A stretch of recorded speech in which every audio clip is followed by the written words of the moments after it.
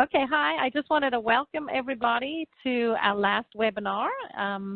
And this is our chance to talk about our season highlights and think about what's coming next. So welcome to all of you. It's great to have you, and we're excited to hear about what all the states have been up to over the last 2 years and what they have for their futures.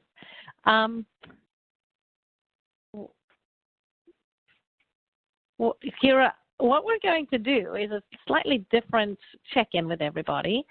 So I recently learned of this thing called a meme, which is a photograph that's kind of fun and sometimes labeled and starts to have some meaning. So what we're going to do today is have all of you from all of the sites pick the meme that most represents your experience with this, with the past couple of years.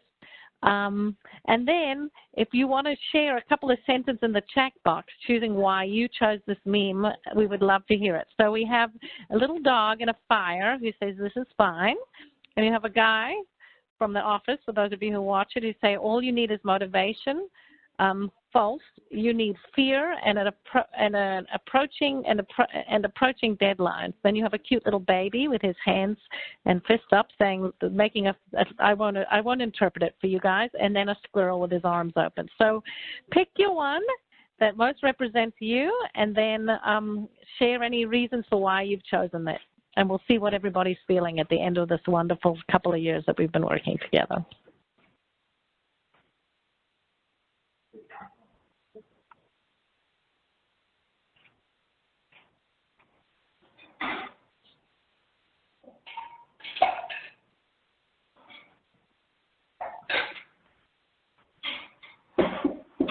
And I'm looking in the Q&A box for anyone who wants to share some comments.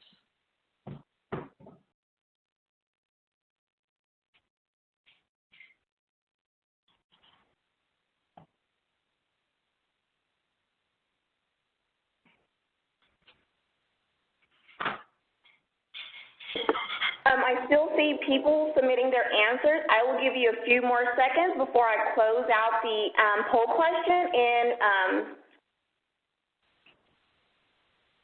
pull up the results.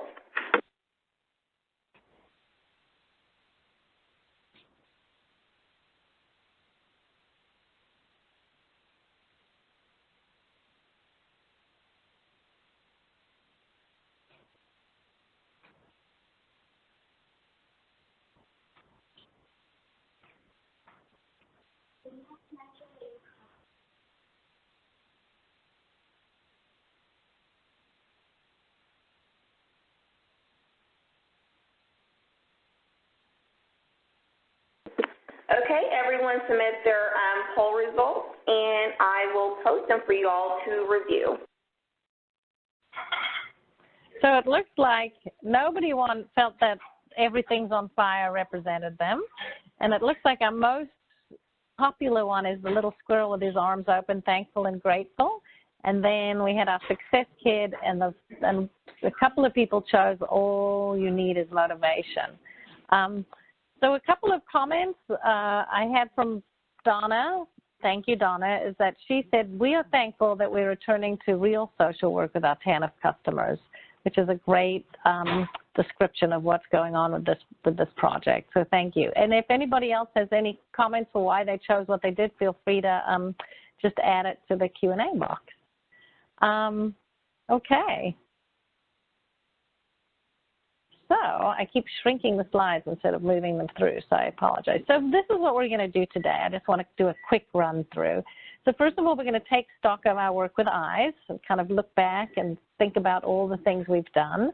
And we'll be able to celebrate with each other our successes and our accomplishments. Then we're going to share our future goals for coaching so we can hear from each other. You're going to learn about each other state's efforts. This is a chance for you to stay connected because we are a learning community, so we're part of the work together. And also we hope that you'll leverage some potential partnerships so that you'll stay connected after IIEESS ends with some of the states and some of the people that you've met and use each other as resources. And then finally, we're going to share the resources that we had collected and pulled together for all of you to promote sustainability and for you to continue moving forward with this. So that's the plan for our day.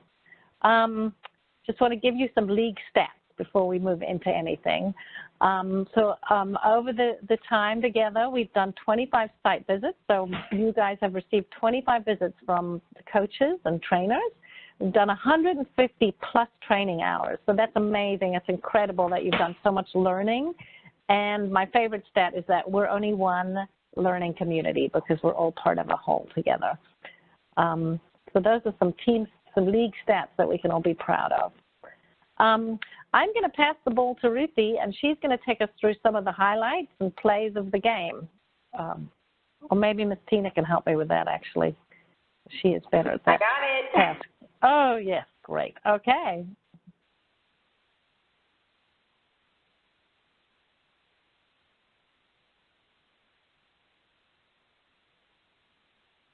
Submitted many great photos that reminded us of the 2 years of hard work together, as well as information about what you learned, what you got out of it, and what you hope to do going forward. So the way we're going to do this section is that each state has a designated presenter, and they're going to have 5 minutes to present the plays of their game. So they're going to share some of their experiences and what they learned from it. And after each state presents, we're going to have an opportunity for you all to weigh in, whether it's you want to ask a question, whether you want to celebrate what they've done, or whether you want to put in a note that you'd like to talk to them further, you're interested in collaborating or partnering, so that we have that on record and we can help you in this last 6 weeks to make those connections. So I'm going to be keeping a timer here so that we can get through all 7 states, because then we're going to have a second round of input after that. And so I appreciate all of you who keep your remarks brief. And we're going to start off first with Karen Skinner from Alabama.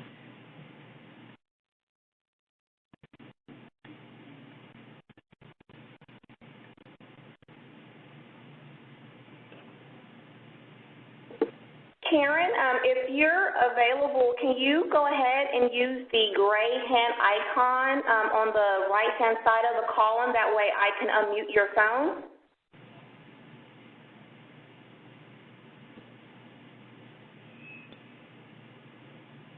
And Wendy, could you be getting ready? Because if Karen is unable to figure this out quickly, we will advance to New Hampshire and then go back to Alabama. Karen, if you're having any problems, feel free to use that Q&A box. So do we have Karen on yet?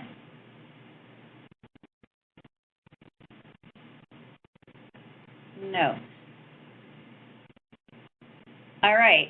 I am going to switch down to New Hampshire, and let's see if, Ms. Tina, if you can help Wendy LeClaire from New Hampshire get ready to present and get on.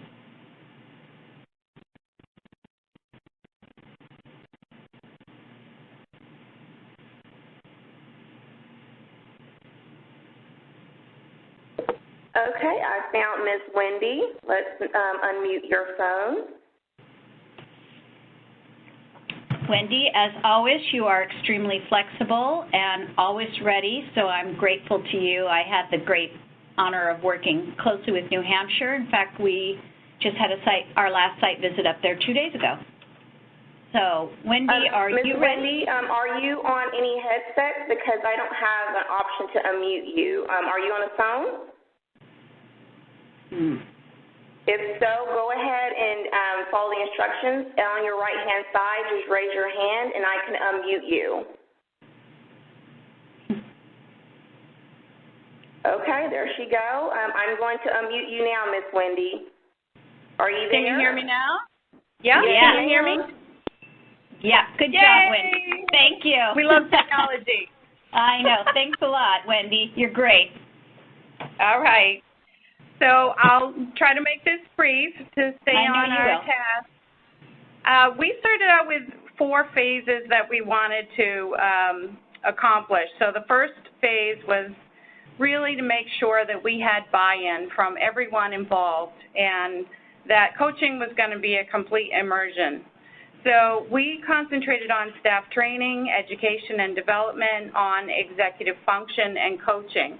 And our second phase is the creation of deliverables and tools for the staff to use during the pilot cycles. So we are roughly there, about halfway through. We have 2 more stages to go, which will be implementation of our front-end delivery and ongoing case management changes. And then our last phase will be monitoring and reporting all of our outcome measurement data results. So we're about halfway through. Even though we have been with you for 2 years, we knew this was going to be a lengthy process, and we wanted to spend a great deal of time with informing and really bringing about real change. So our highlights that we talked about were that we actually facilitated 4 separate training sessions in the 2 years. In May of 2018, we started with improving client outcomes through coaching, and we had that for management and interagency leaders. So right from the get-go, we involved other division departments, community stakeholders, partners, so that everyone could come to the table and be learning. And we really fostered this as a learning experience. We held a second training in July of that year for the introduction to executive functioning skills and analysis.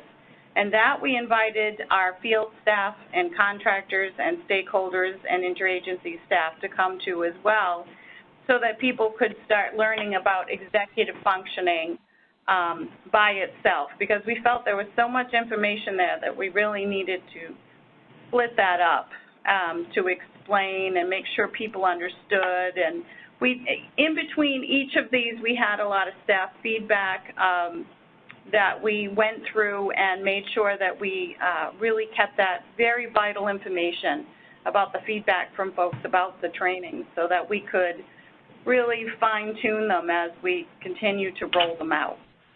Then in September of 2018, we had the fortune of having Dick Gare come, who lives in New Hampshire and is one of the folks that really helped us with the executive function tool. And he did a piece on building executive function into case management. And so that we had invited everyone as well. We had the management, the interagency leaders, the field staff, the stakeholders, and the interagency staff to come to. And we were looking to potentially seek volunteers for pilots at that point, for staff that were, truly interested and motivated to be in on this right from the get-go.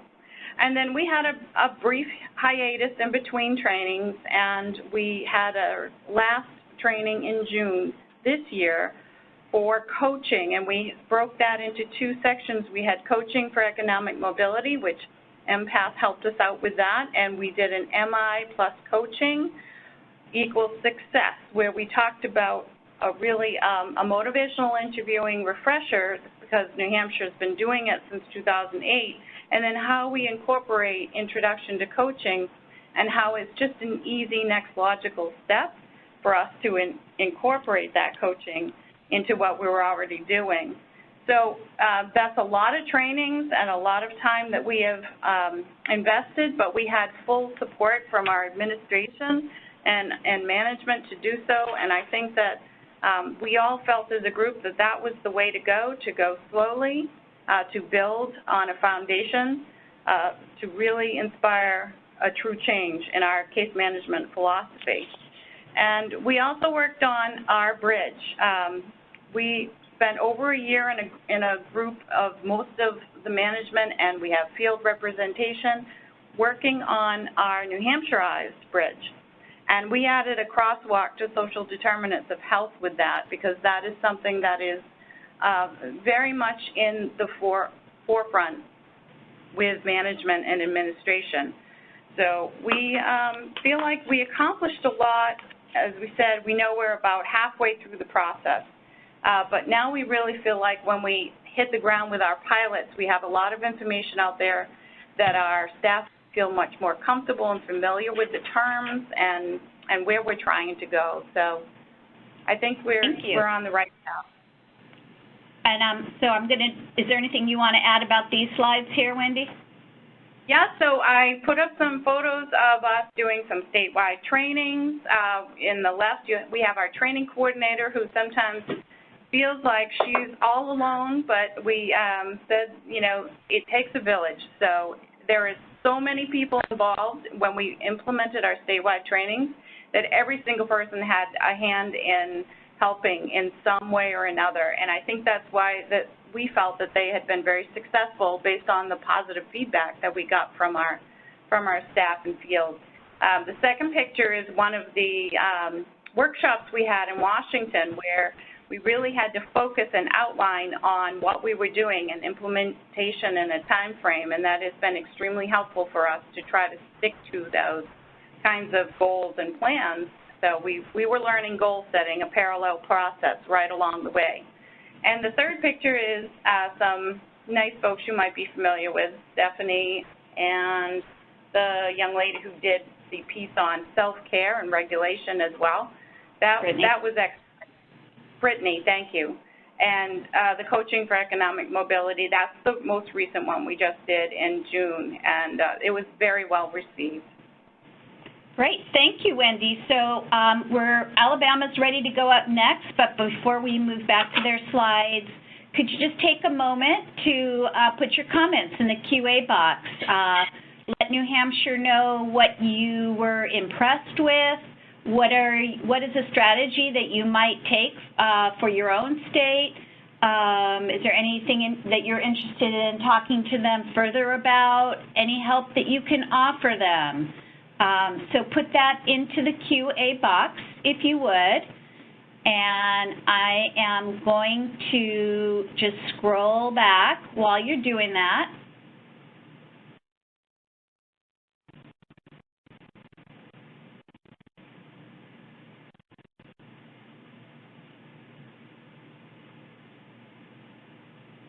Okay, and Tina or Sam, are you seeing any comments yet in the QA box?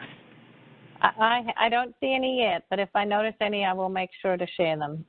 So okay. I see one. It says, way to go, New Hampshire. You've been very focused and intentional in how you were able to get buy-in across your partners, and that's from Keith. So thank you, Keith, for sharing that. I absolutely agree, and I just want to say that it really was the intention of the IIEESS Coaching for Success project from the very start to create a climate change and to set the groundwork. I think it was never intended by OFA, certainly on our part, for any state to be fully implementing a coaching model, and so I think New Hampshire, you did a great job with that. And Tammy Beaumont does a great job. And Angie says, great job, New Hampshire. We'd be interested in seeing your training materials and design. So Angie, I encourage you to reach out to them and get some of those materials. And we'll be sharing some of that as part of the resources as well. Ruthie, I'm going to let you move to the next team because we're already behind schedule, so I'll be the taskmaster of the group. Sounds great. So for Alabama, I think that we have Fanny Ashley, but it might be Karen Skinner. So whoever starts talking, please introduce yourself, and we're excited to hear what you have to share. Okay. Thank you, Ruthie. Fanny. This is Fanny. Karen was stuck in traffic, and I'm sorry about that. I was here, but I couldn't get y'all to hear me, so. Anyway, that's okay. I understand. I hear you. Yeah, you can hear me now. That's good. Of course, our first slide talks about play of the game and launching a program pilot letter. Part of why we started there was we had already talked about motivational interviewing before we got to be a part of the coaching project. That was the focus of our commissioner. And so we already had something in place called professional development that we wanted to implement.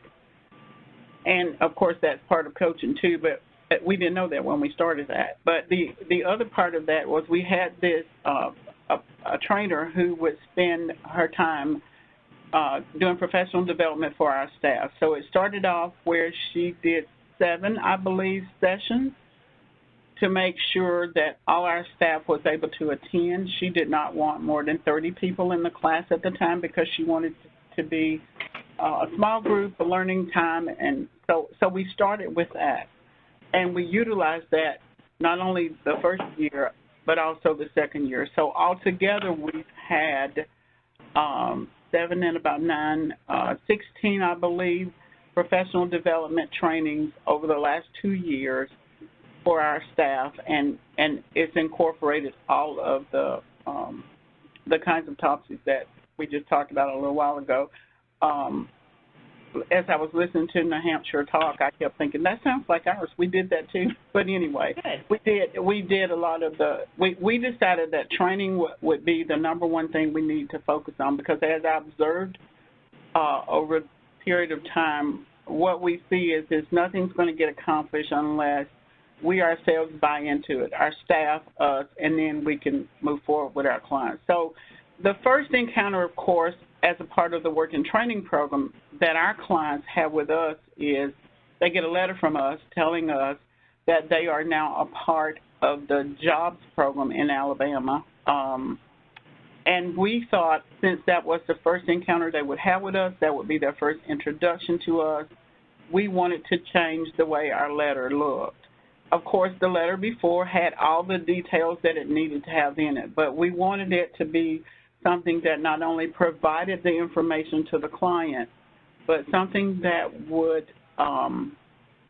make them feel valued and that they were being introduced or offered an opportunity to be a part of something that was exciting, helpful, new, interested, and would be an investment for them, and that we were also interested in investment. So we worked really hard at this letter that we are thrilled about, with lots of help from MDRC and Public Strategies, and we really appreciate that.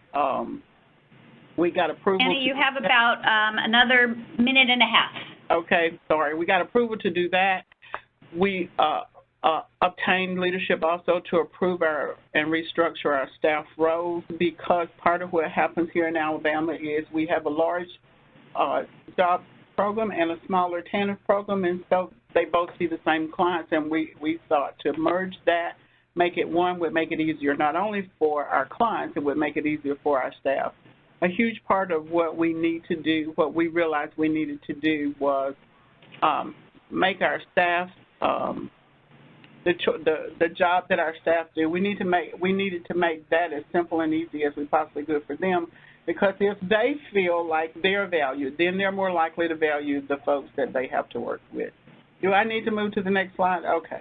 Yes. That slide is basically the two statements that we made. We wanted to create structural and process changes that would help facilitate this process.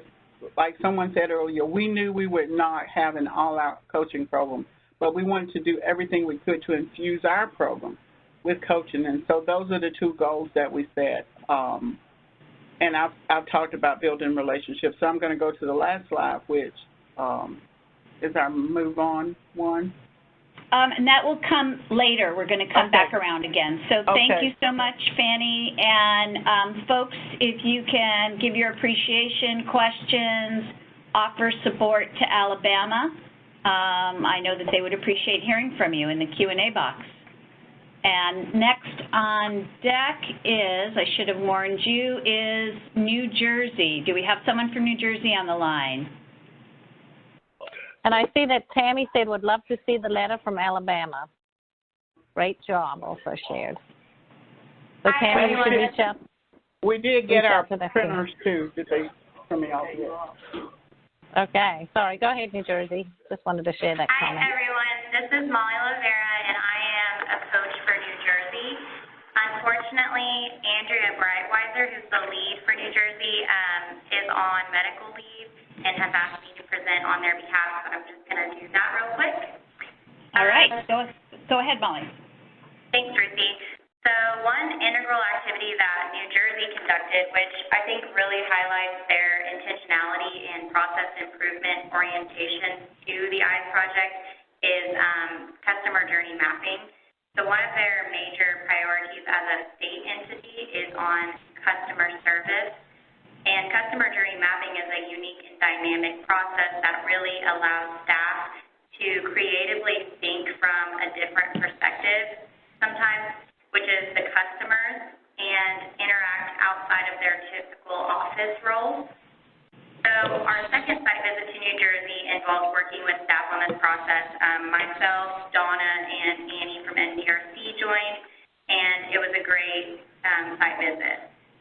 So with staff at all levels involved, we engaged pilot counties in the customer journey mapping process, and what we saw was staff engaging with each other in ways they hadn't before, and we heard so many conversations that really dug deep into the needs of TANF families in New Jersey. And I think this precursor to coaching training, which was their long-term goal, really allowed staff to see the spaces for coaching within their organization. And so you can see on this slide that the feedback on this process was really positive and a pivotal moment for New Jersey to begin thinking of the environmental modifications that need to happen structurally in order for coaching approaches to follow. You can move on to the next slide, please. So here's New Jersey's elevator pitch to summarize their experiences and highlights in the learning community this year. Andrea would probably be better at saying this with her own words, but I'm just going to read what she was going to say, so please bear with me. So New Jersey's overarching focus is to promote intentionality within their systems, processes, and strategies. New Jersey operates through a state-supervised, county-administered system. So counties authorize their own services, and each county has its own procedural similarities and differences. These factors led to our selecting 3 counties, distinct in size, location, and flair, to pilot coaching efforts. We engaged pilot counties through customer journey mapping training, which allows staff to examine their systems through the customer's perspective to address challenges. Our next focus centered on designing a foundational coaching training oriented to both county-level and state-level priorities. And so to do this, we aligned our coaching goals to larger state initiatives and worked closely with our training department to ensure their compatibility. Next, we delivered field and training staff to foundational coaching training with an emphasis on customer service and coach-client relationships, which are key organizational priorities. After a successful training, we are now ready to see how coaching concepts can translate into policy and practice that work for each of New Jersey's 21 unique counties. Thanks. Are you done, Molly? Yep. Great. So I'm going to mention that Oklahoma is up next, and I know Sam's going to help us queue up a video, but we have Paulette Kendrick who's going to speak, so she can get ready to go. And here's our opportunity to give a high five to New Jersey. If you're interested in the customer journey mapping experience, you can put a note in there. That is a really altering experience for organizations that have done that. And that's something that New Jersey did a great job with. So put your comments in for New Jersey. I see that Wendy is sharing that excellent ideas, New Jersey. Wendy also shared with us Alabama, great job. Just wanted to let the team know. And then it looks like Keith sharing. Paulette is on the call. If you use the raise your hand icon on the right-hand side, and there you go, and I can unmute you. Right. And then good afternoon. Can you hear me? And hello? We can hear you, Paulette, but before you start, I just want to share that before we move from New Jersey that Keith is just sharing great job, New Jersey. I'm really interested in the journey mapping as a way to allow for better understanding our customers. So, Keith, you can reach out to some of the states that have done that, which include New Jersey and Oklahoma and some others, perhaps. All right. It's all yours, Paulette. All right. Yes. Hello.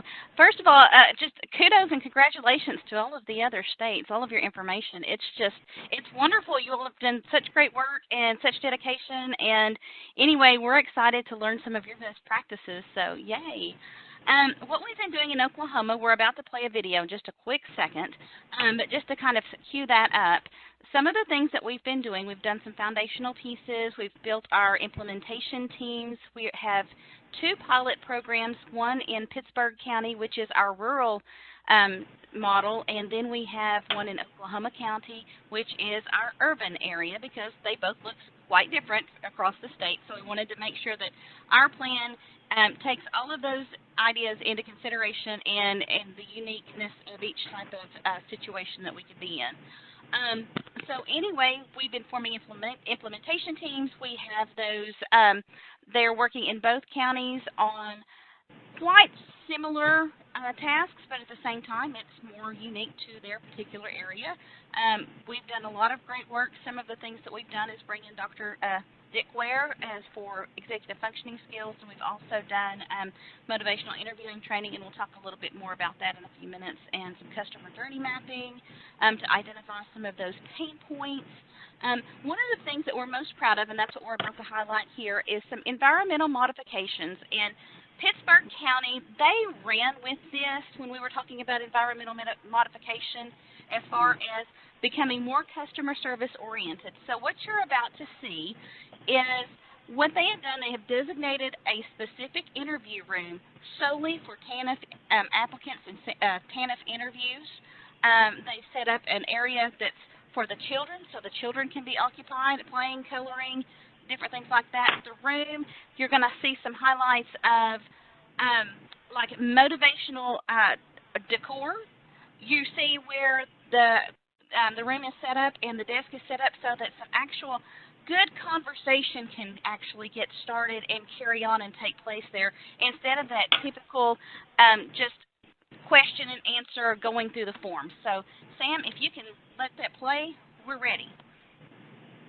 Ms. Paulette, I just want to let everyone know the video has music, so make sure that your computer is not muted so you can hear the video, and I will begin playing.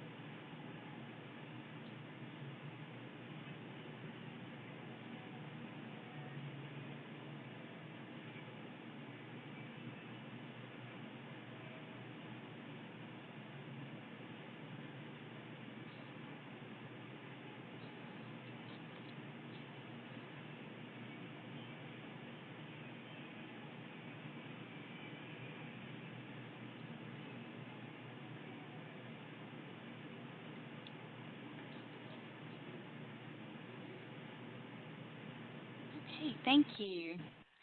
If we could go to the next slide, please.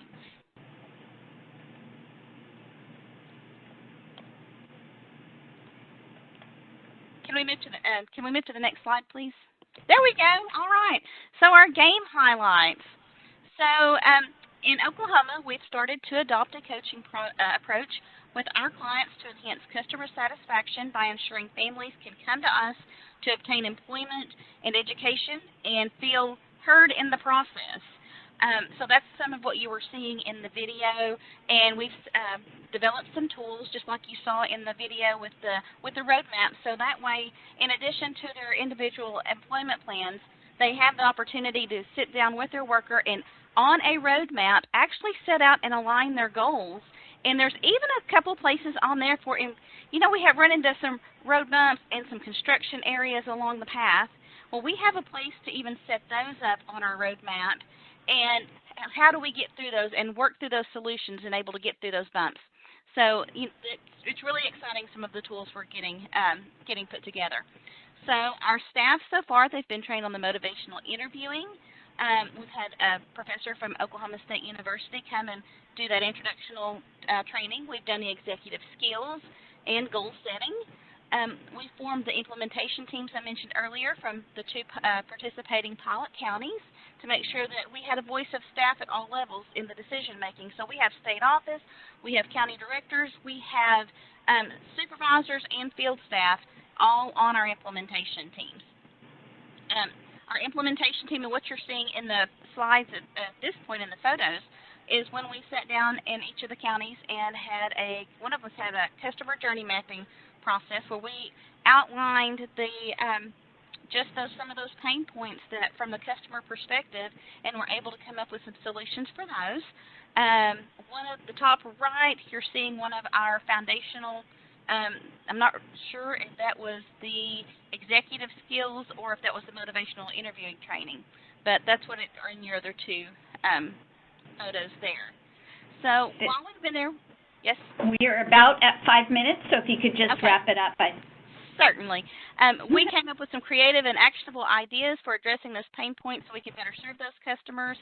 And the teams meet regularly to share and develop efforts to share and deliver client-centered approaches. And let's see, one of the counties has actually created a survey to gather how customers feel about the new procedures that they've implemented. And the other pilot county revised their orientation session to align with the coaching principles, and they are all looking forward to learning the family-centered coaching approach that's fixing to be incorporated into TUAPath as soon as we can finish up on those contract signages. So we're excited to be moving forward toward that customer-centered approach. Excellent. Thank you so much. And I just want to note that South Dakota is up next. If you can get ready to present, Angie. And so while we're waiting for Angie to queue up, that was a great video. I'm sure we have a lot of kudos for that. But if there's any other questions, things you want to chat with Oklahoma about, suggestions, please put them in the Q&A box. We already have one comment from Wendy in New Hampshire, impressive presentation, Oklahoma. And Keith says, awesome, I like how you set up the interview room to be inclusive and welcoming to the children as well, acknowledging the children, which is one of the main motivations for customers.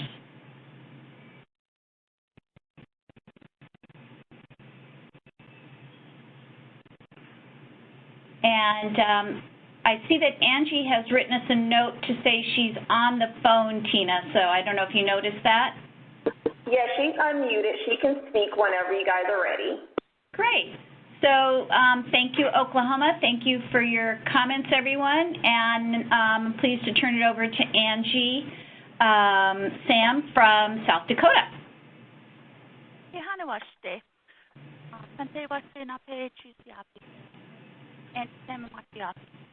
Good afternoon. Hi, my name is Angie Sam, and I'm from the state of South Dakota.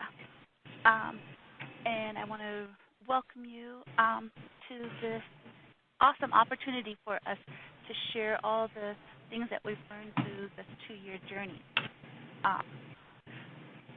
South Dakota, we really looked at focusing on the foundational building, the skill building of our staff. Our first year, we really focused on providing training, getting that buy-in from the staff, because although they do this, it's just a little bit more intentional in their approach, and so they were having trouble connecting what they do with this new approach that we were doing. We focused on motivational interviewing, using a coaching approach, and then the second year we started introducing some executive functioning and trauma-informed care into how we work with our customers. The first year we provided trainings statewide to all our direct service staff. And the second year, we really focused on developing the pilot program, the playbook for how we interact and engage with our customers. In addition, the second year, we also pulled in some supervisor trainings for our supervisors for the direct service staff. One of the things that we noticed was that we have, unfortunately, staff turnover, so those that started the project with us didn't end the project with us or aren't continuing. But we have more stability with our supervisors, so if we have that strong foundation, then we can continue to sustain this program and all the great work that the staff have done throughout the past 2 years. we're fortunate that we're a state-administered program, so we're looking at rolling this out statewide early next year. We can go on to the next slide. So there's our team. We took this at our last training that was in June. That's me on the left-hand picture in the white with the black pants, striped pants on. That was, we have Keith Kearns, who's the gentleman in the back. Next to him is Brad Haar, our program specialist for the TANF and SNAP program, and then Monica Locust, who is our direct service staff supervisor. And then the big group picture is our direct service staff, our employment specialists for our pilot region, as well as all the supervisors across the state. So we could go to is it the next slide, or is that? So next slide is the opportunity for all of us to give you a high five, tell you what we thought you did great, and then we will circle back again for more feedback. Okay, well, let me go a little bit about the highlights then. I bunched a little bit ahead. So, you know, we really focused on executive functioning skills, motivational interviewing, and it was really great because we heard frequently from our customers that they felt more engaged with the participation in the, with their participation in the TANF program. They felt that their things that they were doing for our requirements were more focused on what they wanted to do, what their goals were. So we've had some great success in hearing that from our customers. We're looking again to roll this out statewide at the beginning of next year, and we hope to see that same level of success statewide. Great, thank you. So next up is going to be West Virginia and then Missouri, so you can get ready. And we have cohesive team. Way to go, South Dakota. Thank you, Wendy. And so let's get West Virginia set up. We are going to have either Tammy or April, Tammy Belmont or April Saunders, talking to us. And Ruthie, I see that Fanny. I just wanted to share that Fanny online, but I don't have a way to unmute her. I don't know if you're on your headset or using your computer. If you could dial in, that way I can be able to unmute you. And then while that's happening, I can share a comment from Fanny. Ashley, who said, Oklahoma, can we talk about your process with acquiring tour paths? So Fanny, if you want to reach out to Paulette in Oklahoma, you guys can talk about that. Great. Can you tell that I'm encouraging you all to talk to each other? Learning community.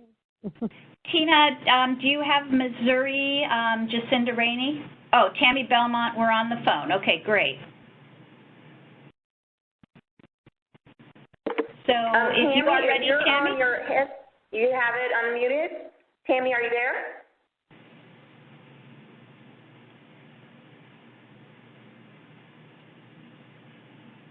I see she has her hand up, but I don't have a way to unmute her. Tammy, make sure you have a good connection with your phone. Okay. So while we're figuring that out, Jacinda available. Let's move on to Missouri, and we'll go back to West Virginia. So my good friend Jacinda Rainey is going to be presenting about Missouri. Please go ahead. Jacinda, also with you, make sure you're on a phone so we can unmute you as well. You might have to call in through the phone.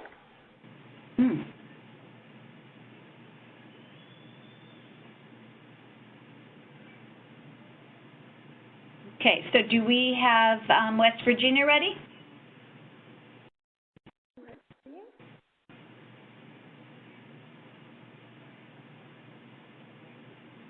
Tammy or April, are you on the phone?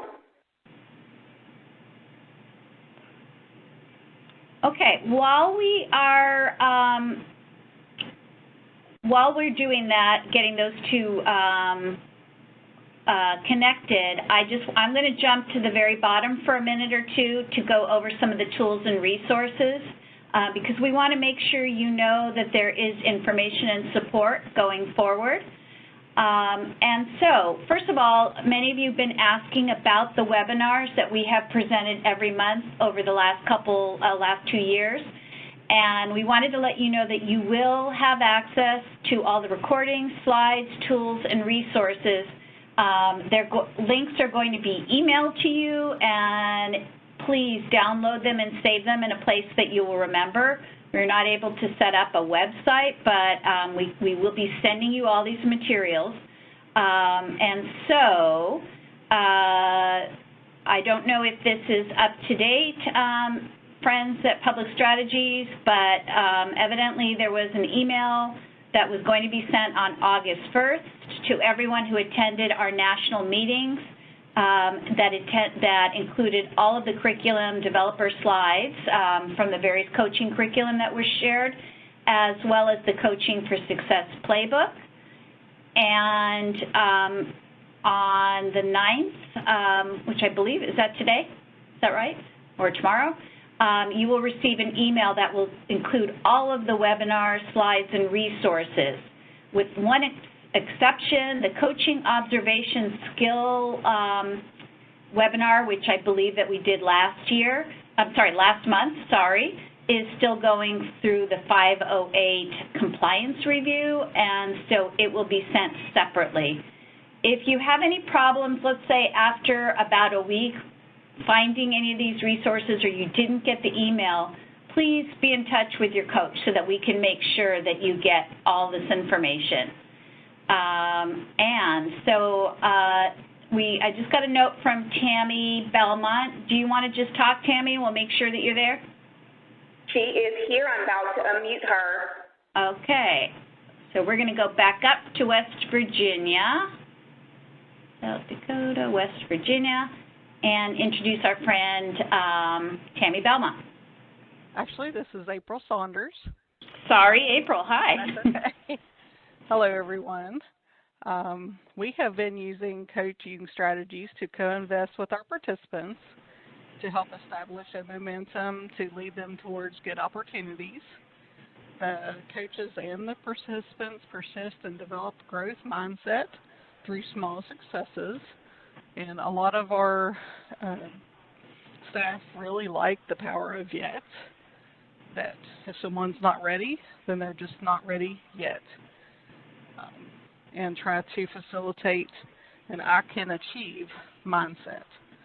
So we actually have a client success story to tell you about, that we had someone who moved to Summers County, and she had been dealing with several psychological and emotional abuses from her husband that she had left, and she wanted to do more with her life, but she really didn't know what she wanted to do. She had been a housewife and totally dependent on her husband, so we kept meeting with her and researched possible choices of things that she might like to do, and we had her attend a job readiness class where she completed all of the required paperwork to go to college. And she is now currently attending college full-time and working towards her bachelor's degree in medical administration. She wants to obtain her associates in medical billing and coding so that she can enter the workforce sooner. She also worked with legal aid to get her divorce and started receiving child support that is enough to close her cash assistance. And during all this, she's also been inducted into the Honor Society. What a great story.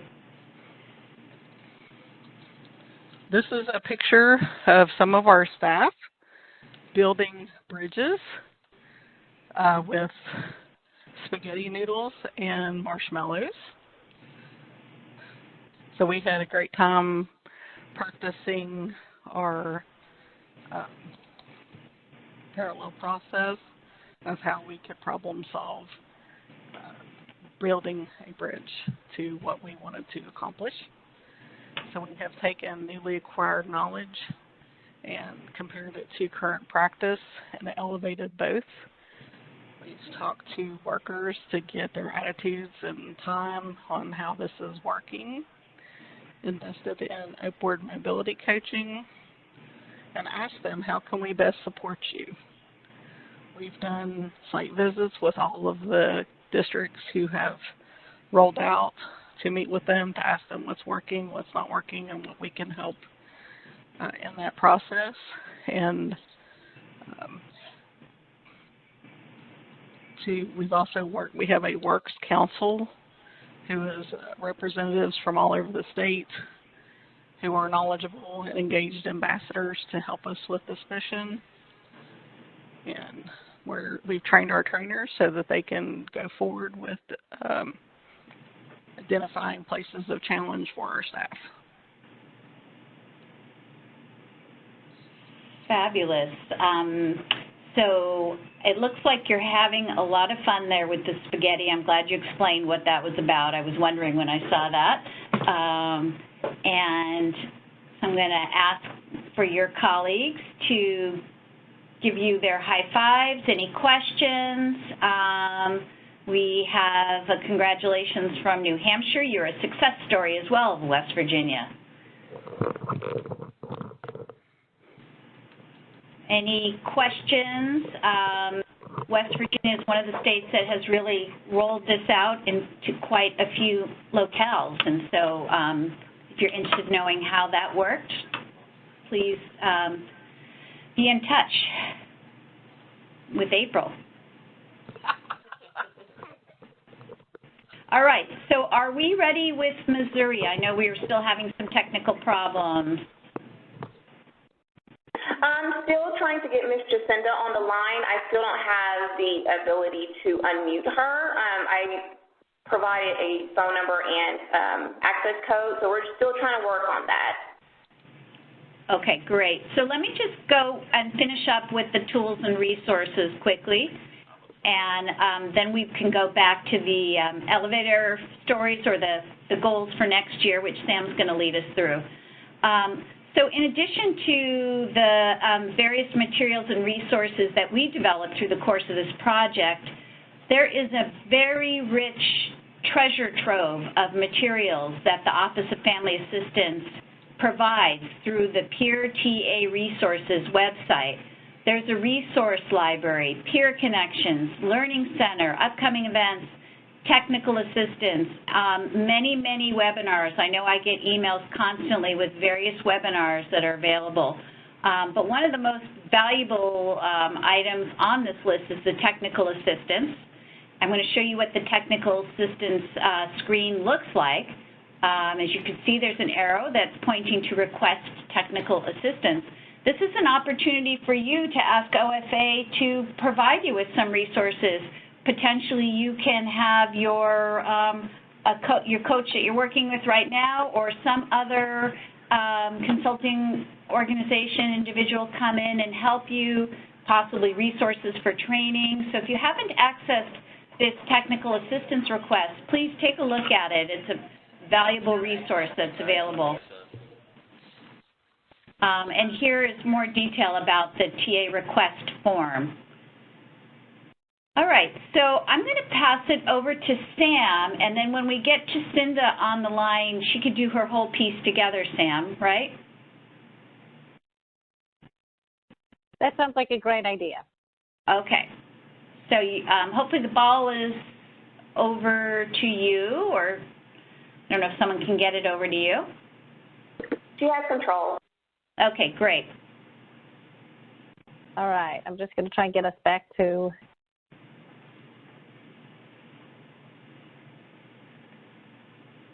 I'm not as nifty with these as Ruthie was.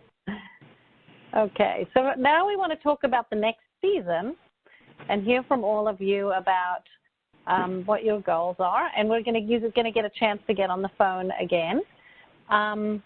So Alabama, if you are able to get on the phone, we would like to hear from you what your short-term plan and your long-term strategy is.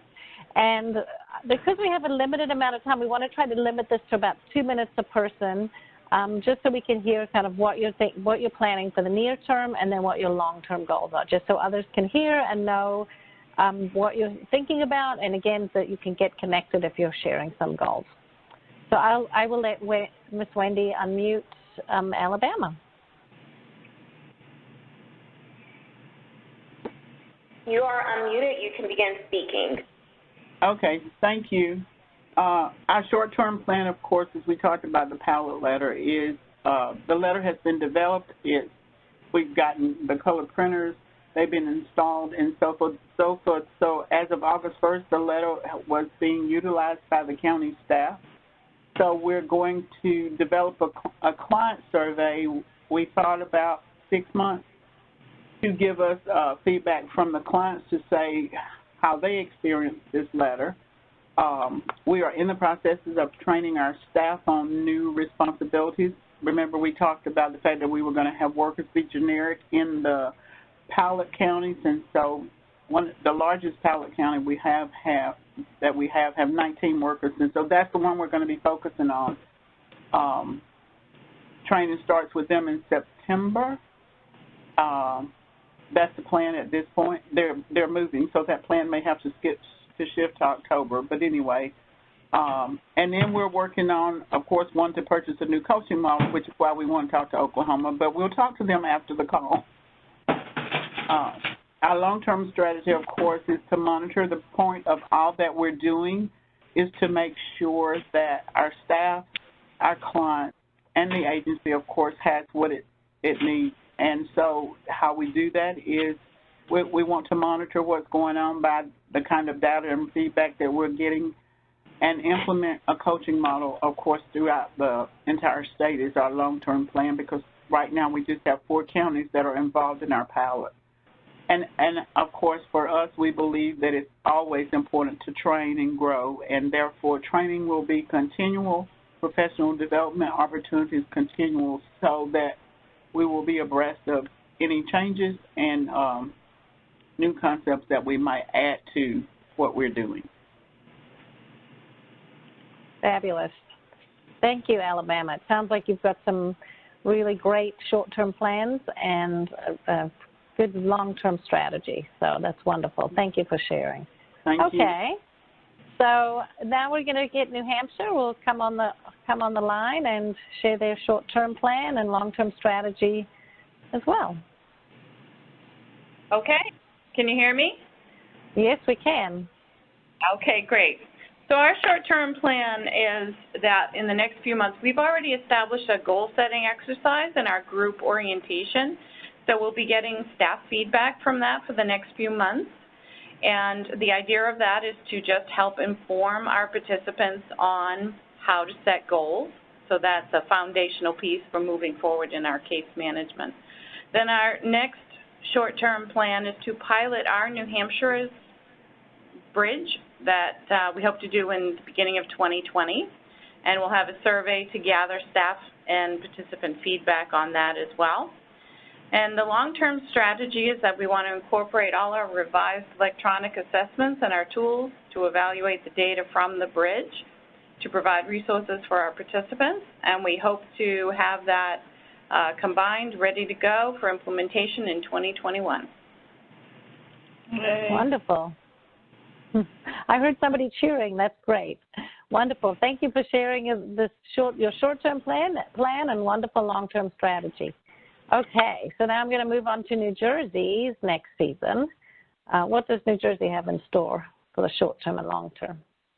Hi, this is Molly again. So for their short-term plan, they're going to train frontline and case management staff and continue to expose staff to coaching opportunities. So one of the things New Jersey did was involve their state training unit in coaching conversations and opportunities, so that Sunday coaching won't be a standalone training only to TANF staff, but like a broader training across agencies and departments and compatible with other training programs that New Jersey offers to staff. They're going to identify which programs will incorporate coaching practices. So they have a lot of ideas about which programs in particular they want to involve in more intensive coaching. One being a program that is special to families about to reach their term limit or might be eligible for an extension. And then their long-term strategy is to build a foundation to improve customer service and client engagement outcomes. They want this to become inherent in their culture and infused throughout departments within and across agencies. So that is New Jersey. And I want to say Donna, Annie, and I have enjoyed working with them, and we hope all the best for Andrea as she recovers from her medical leave. And hope to see them and all of you all on the call in D.C. in September for those of you that are traveling. Thanks, Molly, for sharing New Jersey's plans. Okay, so now we have Ms. Jacinda on the line. She's actually connected. If you would like to go back and allow her to provide her presentation. I would love to do that. Let's get to Missouri. All right, Jacinda, you are unmuted. And can I just suggest that Jacinda go through all of her slides? Okay, yes. Thanks. Okay. Good afternoon, everyone. I just want to congratulate all the other states as well. You had some very moving presentations. So first of all, I just want to give a little brief background. With Missouri is a state-administered TANF program, and our employment and training program is called Missouri Work Assistance, and we contract that out. We have 11 regions, and it's provided by 6 different entities that provide those services. About 6 to 7 years ago, we had a major reorg, and then a few years after that, we had some legislative policy change to our TA policy, the 2 major things, a lifetime limit reduction, and then as well, we went to a full family sanction. So the coaching, the IIEESS project was a perfect opportunity for us to examine the things that we were doing and to make some changes. We wanted coaching to be at all levels, not just participant and case manager, but we wanted it coworker to coworker, all of those things. So we changed our approach from that traditional case management to a coaching method, and wanted to make sure our contractors were aware, but also the WIOA partners and our other community partners that we work with. The picture you see there is from one of the trainings that we had. We had multiple trainings, just like many of you. That training that change there was encouraged by the environmental changes to the offices, and many of our contractors did a lot of changes to their offices to make them more welcoming. One of the aha moments that one of the CIS had, that's one of the things with our coaching plan, is that we decided to put staff in place, which are called Work Engagement CIS, Correspondence Information Specialists, to be that liaison between the agency, the contractor, and other FSD staff and our community partners. During one of the trainings, and we put those staff in place in October 2018, and we did decide to go statewide with this process. So we have CIS based in all of the 11 regions to work with the contractors and work with the participants one-on-one. A couple of the things that those CIS, from the IIEESS project, they're responsible for making sure there is a connection between the client, the contractor. They do initial calls after someone is approved to ensure that the participants understand the employment and training program, they understand their rights and responsibilities. Then they also do a second call during the month to just to check in, to see how things are going, to making sure the participants are going to their activities.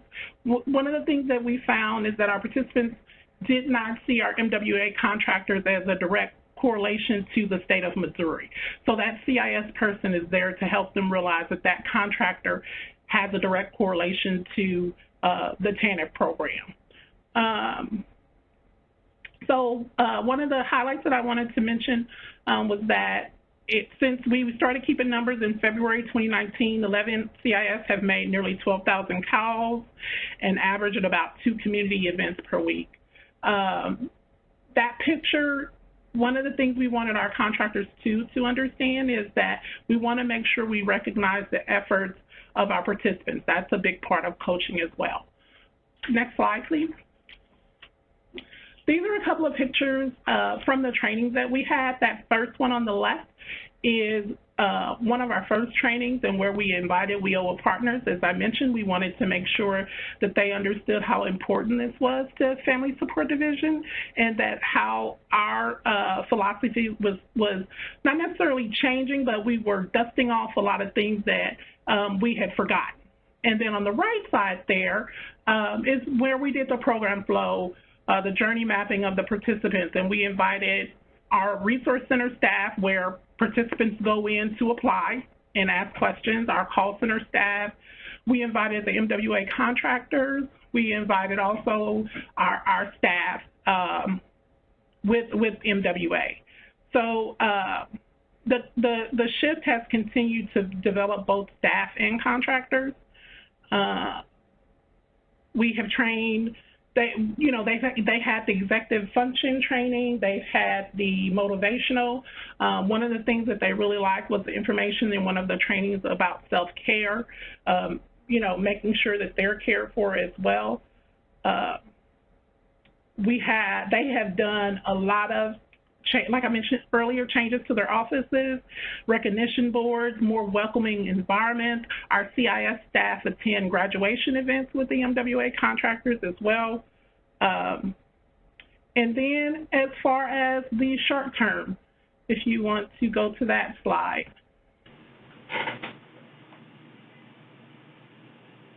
So in the short term, we recognize that this is not, in Missouri, we did not just want to use it for TA. We wanted to spread it across that coaching mentality across all of our employment and training programs. So we're in the process of continuing to hire work engagement staff to incorporate into all of our employment and training programs. In fact, the CIS that we already have on board have already started making food stamp calls. And in our meetings monthly, they talk about how those calls are different from the TA, so it'll be interesting to see as we expand this to more employment and training programs, the outlook participants have. In the long term, we want to make sure that the team is fully trained and that we keep information updated and they continue to evolve, recognizing that we can't stay stagnant, that we have to continue with the progress that we made. Lastly, we want to implement a new case management system, understanding that we need to ensure that our contractors and our family support division staff have the tools and the systems necessary to make this change. And we had that on hold for a little bit, but we have been told that we can move forward. One of the things that our governor is, workforce development is one of his 2 priorities, so we feel like this is a opportune time for our participants to get the benefits of these priorities that are going on. And that is it for me. Wonderful. Thank you, Jacinda. And I just wanted to share that Tammy said that she liked that you're including partners and contractors. And Wendy said, so worth the wait. So thank you for sharing that. Okay, so now let's move to Oklahoma. Let's hear about your next season, what your short-term and your short-term plan and long-term strategy. Short-term. In the short term, we hope to go ahead and fully implement the family-centered and to-a-path approaches in the pilot counties. We plan to continue to improve our office environment to fully support client-centered coaching methods in those pilot counties, and also kind of start moving that into some of the other county offices and surrounding areas. And that for our staff to be able to become more comfortable with the coaching dialogue. And then our long-term goals, rolling out the family-centered coaching approach statewide, focus on enhancing customer satisfaction and improving and providing our customers with a greater role in their career pathways. And as always, as a result, our ultimate goal is for even more improvements in our overall TANF participation. Wonderful. Thank you. And thank you, Sam exciting. and Molly. Yes, Sam and Molly have been on our team kind of helping coach us along, and we really appreciate all of their efforts and the time that they've spent with us. It's been an ongoing, it's been a wonderful process, and we hope they'll kind of stick around a little while as we continue to finish this up. Well, it's wonderful. Thank you, Paulette. Exciting stuff. Thank you. Okay, so let's move on to South Dakota and hear what their short-term plan and long-term strategy is. Hi, can you hear me? We can, yes. Great. Oh, great. Okay, so our short-term plan is, again, right now we have the pilot project in one region in our state, so we're going to extend that an additional 4 months just so that we have our forms and our tools all the kinks worked out of them. That way when we roll it out statewide, we're not trying to change things with them as they're working on this new approach. We're going to further identify and develop staff and supervisor training materials as well.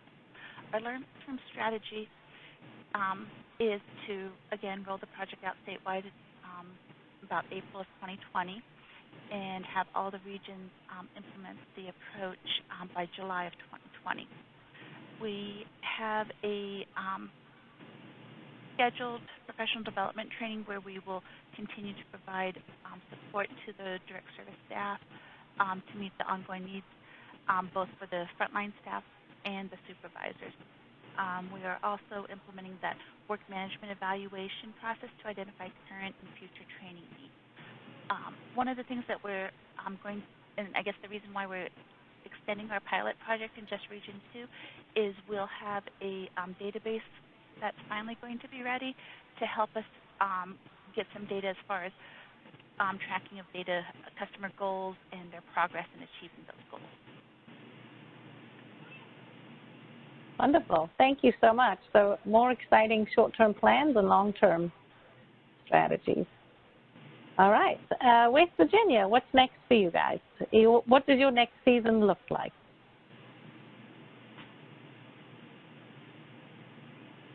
Oh, sorry. We're going to start monitoring our sites, and in each site we have created a mentor for the first cohort, and that mentor is going to help develop the second cohort skills along with our training and with us, and we're going to continue to do site visits and conference calls to help with goal setting with our staff, and we're planning on joining the global network with Empaths Exchange so that we can stay connected to other agencies and organizations. And we're scheduling some trainings for our staff to do refresh for executive functioning skills and motivational interviewing later this year in the fall.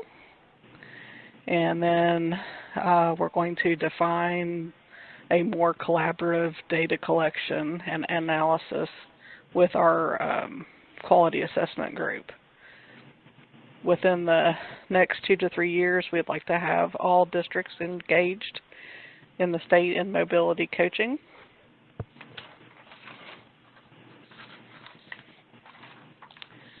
And let's see.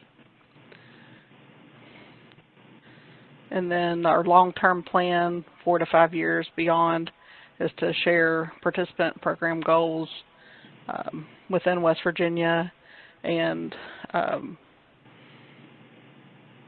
other states. That hopefully this could be, other states could use our process. Wonderful. Thank you so much. That sounds great. Wonderful long-term, short-term plan and long-term strategy. And we've heard from Missouri, so I'm going to move us to the next slide and just want to bring this back, your attention back to our pathways to coaching for success. And I heard lots of consistency where people were building foundations and doing training in executive skills and motivational interviewing and developing teams to plan and carry out different strategies, launching pilots, and lots of examples where they plan to expand and continue on into other pilots and keep moving forward and actually formally adopting some coaching approaches. I just want to also acknowledge that while we like things to be linear, they're not always linear, and that you might still be moving along some of these pathways along here, but use this as a resource and a tool, and don't forget to look back at it to see how far you've all gone. So wonderful, and thank you. Okay, so the next thing I wanted to share with everybody are the league comments. This was a chance for you to share something that we could bring back to OFA, and there were lots and lots of comments, and we just summarized a few of these just to give you a sense of what people were saying. One of the things that we would like to share with OFA is just to encourage WIOA collaboration, and I also saw a note somewhere is potentially some additional funding to support that. Encouraging resource sharing. Another recommendation was to try and engage the private sector as a way to alleviate barriers, so bringing in childcare and transportation. Those are two examples of that barriers that are quite common. The other is encouraging OFA to focus on building families' capacities rather than just managing needs, which is really consistent with our coaching approach. We also want to encourage them to continuing supporting states in implementation of this type of work and provide opportunities to mentor other states so those states that are further along in the process can provide some mentoring and support. So keeping those relationships going across the different communities. There was some recommendation to extend term limits so that there's an opportunity to invest more in education and career pathways that really can result in higher wages and living wages so that people truly become self-sufficient. So there were some recommendations to extend the IIEESS project another year. But we'll give them the recommendation and let's see what happens. Establishing some focus groups around the country so that we can include participants, community partners, business and local and state and federal officials to start talking about policies and how they can impact the community. So hearing everybody's voice has been a recommendation that we'll share with them. Releasing the TANF work requirement restrictions, and then finally trying to find a way to make TANF more attractive to clients, which I think is certainly the case as we adopt a client-centered coaching approach. So these are some wonderful comments that came from the community that we'll pass on to OFA. Ruthie, I'm going to pass the ball back. I don't know if there's any more that we want to share about the resources that we have, because I know we've started in that. So we'll pass the ball back to you, and you can finish up telling everybody about what additional resources we have that we want to make sure they're aware of. Okay, so I did cover them all, but I just want to remind you to keep your eye out for the emails that will have all of the IIEESS Coaching for Success webinars, recordings, slides, tools. When they come to you, just take the time to download everything and save it or store that email away, because that's going to be your main way to access all these materials in perpetuity. Okay, and then I just want to remind you that there is the OFA Peer TA Resources site that has lots of information, and it has your link to request further technical assistance. If you want to engage in more projects like this, click on that Request TA. Keep your eye out for other announcements for other policy academies. They do happen quite frequently, and there may be more opportunities to do this kind of system building work. And finally, attached here are the lead community contacts, learning community contacts, our leaders from each of our 7 states. So you will have information on how to reach them. We did have a number of comments of folks that wanted to reach out to one another. I also want to say that all these resources that I've just shared with you are going to be compiled very nicely onto a one-pager that we will send out to you so that you'll have them all in one place. You can pin them up to your bulletin board and remember what they are and where they are. So use this contact page here to get in touch with everybody. And last but not least, Sam has one last fun activity for you to engage in. So we're calling this the hole-in-one, and what we would like everybody to do, and I'm thinking I see 28 people, so I'd like to get 28 participants, and if there are any coaches on the line to join us. So what we would like you to do is take a moment and reflect on the last 2 years and this experience, And then we'd like you to come up with one word that's your takeaway from this experience. And then what we're going to do is take everybody's words and put them into a little word cloud, which is kind of fun, and we will share the word cloud with the whole community so you have it to also put on your bulletin board to inspire you as you move forward with this. So take a moment just to reflect on all your achievements and accomplishments and the wonderful things that others have been doing. And if you can, in the Q&A box, write your one word, we will collect all of those. And I can read them off as well as we, I'm seeing collaborative and empowering. And if you have the same word, that's fine. We can share it. Success, autonomy,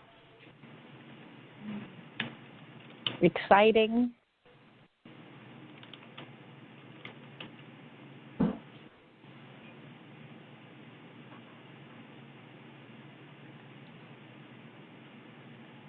Anyone else got their words? Unity, evolved, wonderful. Encouraging, teamwork, collaboration, success.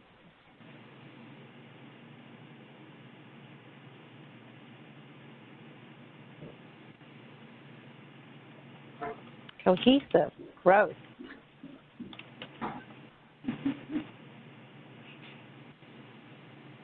I can't wait to see what this is going to look like when we put it into the word cloud.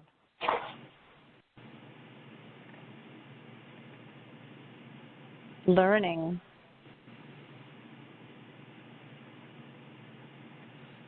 So much promise and hope. Those are my words. I took two. I guess I have the ability to say more than one because I've got the floor.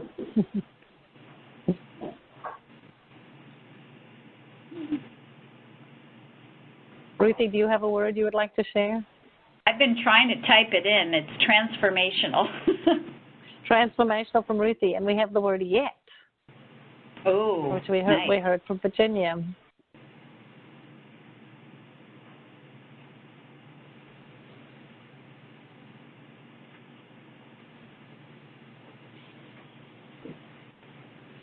Okay. Well, it looks like I don't want to stop people who are thinking about the year. It looks like we might have gotten all the words. Oh, prosperous is another one. That's hopes and dreams for the families that you work with. Yeah.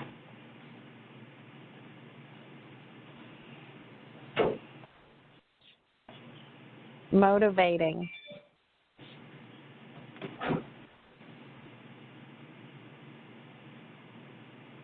Everybody's keeping under par. I like it.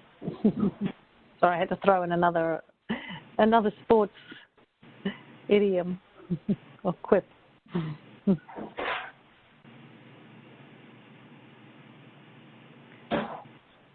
Okay. Well, I'm going to move on to the last slide. And if you continue having things you want to share, please do. But this is collaboratively from Tammy. This is our chance on behalf of the team to thank all of you for participating in the webinars and for taking a risk and being active and engaged. We really appreciate it, and we feel like these have been really wonderful learning experiences and a great way for the whole community to connect. So thank you. Access all your resources and stay in touch with each other. And finally, thank you, Ms. Ruthie. At this time, I will go ahead and upload that resource handout that Ms. Ruthie mentioned earlier. It's not in 508 compliance, but in case you just want to have it for your record until we get it in compliance, I will do so now. Also, as she mentioned, the webinar recording and accompanying slides and resources will be available via email, the IIEESS email, after the 508 review. And once you close out the webinar, please take the time to answer all the survey questions because your feedback is very important to us. And as usual, if you have any questions about the presentation or anything, just submit them to your local coaches.